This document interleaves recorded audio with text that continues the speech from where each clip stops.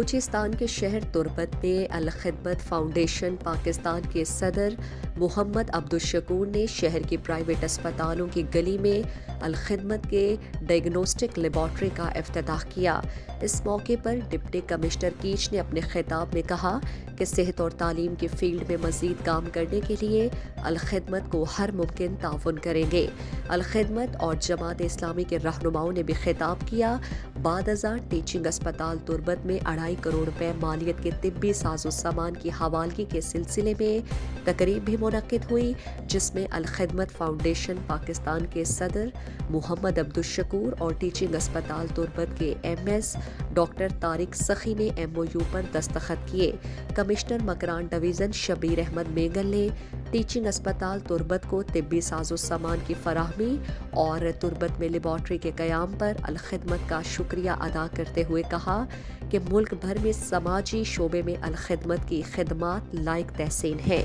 دونوں تقریب سے جماعت اسلامی بلوچستان کے امیر مولانا عبدالحق ہاشمی، الخدمت بلوچستان کے صدر انجینئر جمیل احمد کرد نے بھی خطاب کیا، جبکہ اسٹیٹ سیکرٹری کے فرائض غلام یاسین بلوچ نے سر